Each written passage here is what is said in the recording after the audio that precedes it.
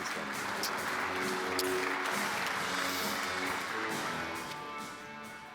This is getting more and more rock and roll, isn't it? Anyway, thank you, Justin, for that. And I think I deserve a medal because I think I have been appearing every one of the many years that this wonderful event has been on. So I have a demanding brief, and I will obviously be around all morning, and I hope that if I've missed anything in the brief, which undoubtedly I have, for it was a brief about this long, that you'll be kind enough to say, Claire, please tell me what you think about this or that. I'm afraid that I have been a TV analyst for a lot longer than 1997. I've been at this for at least another 10 years on top of that, if not longer. And I enjoy this extraordinary and dramatic industry like nobody else. So the trends on TV viewing in the UK are the most accentuated in Europe. The UK is further on in the digital journey, not just as a result of SVOD, but because YouTube has been very heavily implanted here and is a very, very dynamic, growing medium, very substantially growing in upper demographics as well, older demographics. So this is a comprehensive picture of essentially public service broadcasting being assailed by waves of unregulated media and basically bearing up okay, given that the waves of media in question are sloshing with billions upon billions upon billions of American capital markets money. So I think you can see the glass half full or half empty. I myself am inveterately a glass half full person. That's why I'm getting out my bottle, half full. And you can see in this slide that across all of these European markets and the USA at one end to Italy at the other, there's a real correlation between the number of people who watch SVOD and the actual decline of young adults viewing and all viewing. And so in the USA, where Netflix has put, obviously launched in 2003, it has established itself very strongly. And obviously a lot of its material is for American audiences anyway. And also through its licenses and so on, it has built up a real head of steam. But it is a very, very powerful engine of change across Europe. And in fact, across the world. I mean, you know, if you actually look at Brazil, you have the same vectors of Netflix and YouTube eating up the broadcasting landscape with both either free material on YouTube or SVOD material as well. So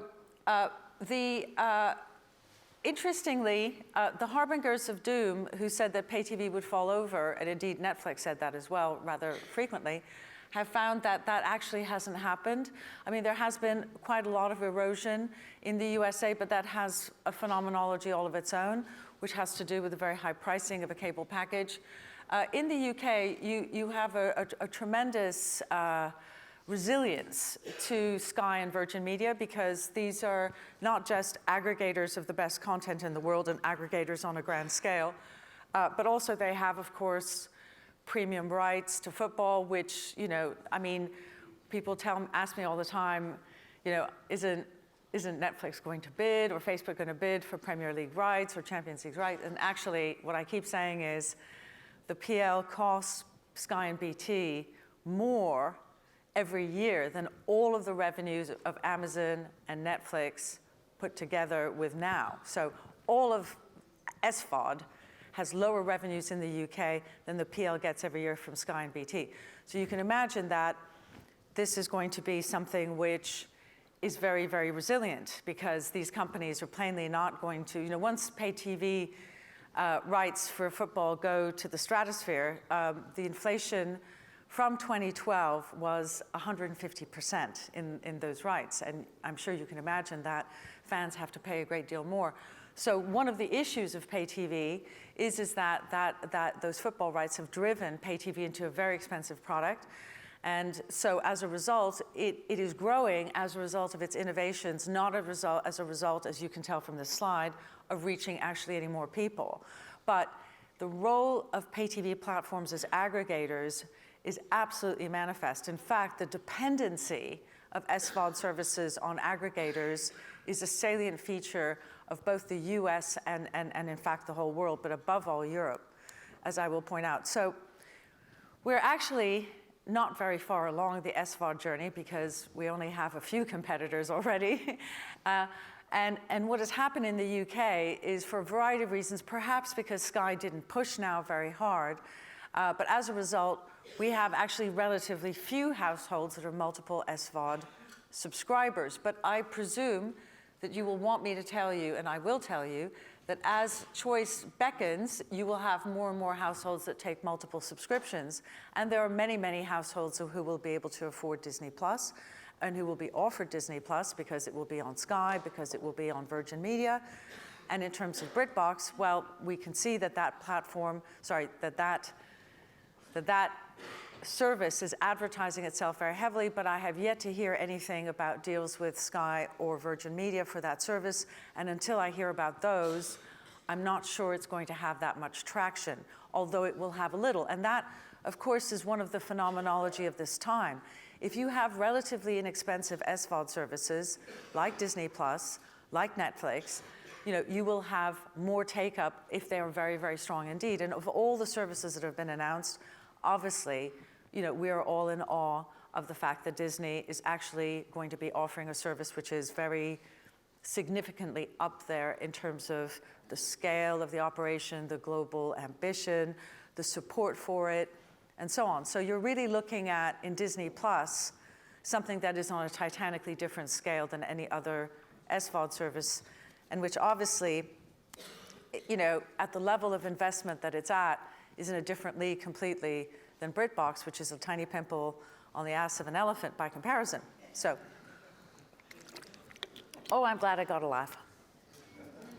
Anyway, but it's going to be a fascinating time. I think we will see multiple households. I don't think that people will step out of the pay TV universe because they'll find that all the options that they want are offered to them on those platforms. And that's actually been the case anyway. The majority of Netflix subs come from a platform, whether it's Virgin Media or a console. So in terms of innovation, yes, there has been some innovation in advertising, but in a sense, we're living in a situation in which the actual delivery by commercial advertising, whether here or in Europe, remains really the core of advertising activity because of the extraordinary fragmentation. So you really only do have mainstream broadcasters that can deliver 1 million people simultaneously, let alone 5, 6, or 7. So choice, such as it is actually something which has to respect the frontiers of the fact that every single market in Europe has a leader and a second commercial broadcaster who is reasonably powerful. And I think that this level of innovation is a very, very good thing, and I'm very sorry that it hasn't advanced faster. It would be a good thing for the UK to have a fully programmatic universe, and we believe that is around the corner anyway. It's only a couple of years before that is fully in place. Equally, Barb has innovated with Dovetail, and I think eventually you'll see some support for basically cross-media advertising that takes in YouTube and so on and so forth. But it is inescapable that these audience trends, particularly in the north of Europe, are combined with Brexit in the case of our country, have been very deleterious to the overall picture for TV advertising. So, but in a sense, the issue of reach is something that commercial television will always be able to supply in a way that SVOD services and indeed VOD services like YouTube simply don't. So you're really looking at completely different phenomena and an embeddedness in the delivery of commercial phenomena, which are extraordinarily important and which cannot be replicated. And they certainly can't be replicated by digital. Digital is just different. But in a world where I can confidently tell you that by 2025, 75% of all advertising in this country will be digital, I'm very much hoping that this will be a significant component of it. And that is down to the broadcasters and the advertisers to work together to deliver that. So as I said before, all of the SVOD services coming down the pike, or those that are already with us, are extraordinarily reliant on wholesale arrangements with major platforms. That's also true of Disney Plus in the USA with its Verizon deal. HBO with this AT&T deal. So I think that the real battle at the upper level is going to be waged between global companies seeking global alliances which deliver very substantial numbers. So I can say on this stage that I can confidently predict that Disney Plus will get to its 90 million target by 2025, and quite handily. And that's as a result of being extraordinarily aggressive in selling its subscribers for, say, $1 or $2 each to any telco that will take bundles of them. But this is going to also create a lot of pressure on those companies in terms of getting people to download their apps and so on. This is all a massive and concerted effort. And moreover, all of the SVOD services need to have the same kind of fundamental infrastructure that Amazon and Netflix already have, which is connectivity at the local level through the mobile operators and the telcos. So this is an infrastructure play as well, which Netflix has built up a huge head of steam. And this is what governs the user experience. So it's not as simple as just launching a service and hoping for the best. This is something in which every one of these services is going to get embedded. And that, of course, is going to limit the number of services that can actually be successful to a very small number. So looking at all of these wholesale deals, you can see that you have a whole plethora of different strategies. Now, one of the things that is extraordinary about the Disney Plus strategy is its quote-unquote purity. So the Disney Plus strategy has really been a wholesale withdrawal of all major licenses to the material in the US and globally. A collective turn of around $10 billion less revenue to Disney. But it is also part of a strategy of forever to have a direct-to-home relationship with the world's consumers. So the HBO strategy is much, much more subtle and much more complex because HBO does not want to give up the licensing income that it's generating. So it's actually operating on a kind of a two-pronged strategy and sustaining its existing relationships, particularly with Sky.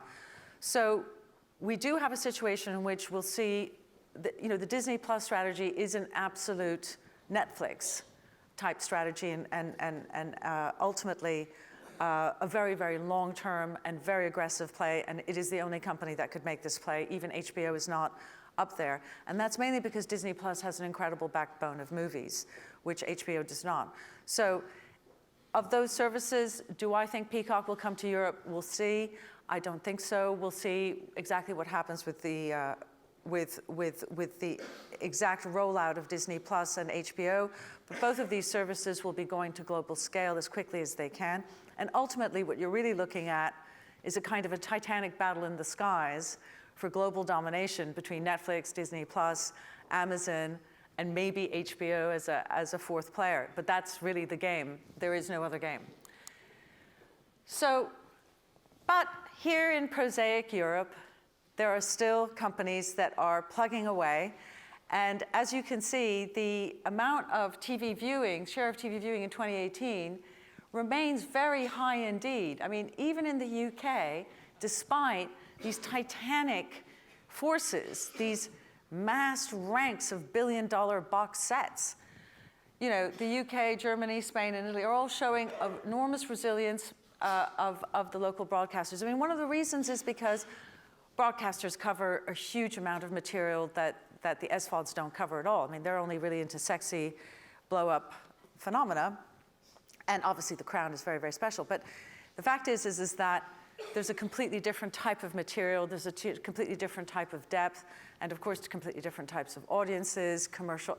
It's incomparable. And I say this every day to Ofcom. If I could say it, I would say it again today, which is you cannot compare the performance of public service broadcasters in this country or any other with those of platforms that have 25,000 hours loaded on them compared to, say, a few hundred on any broadcaster on a daily basis. These are incomparable.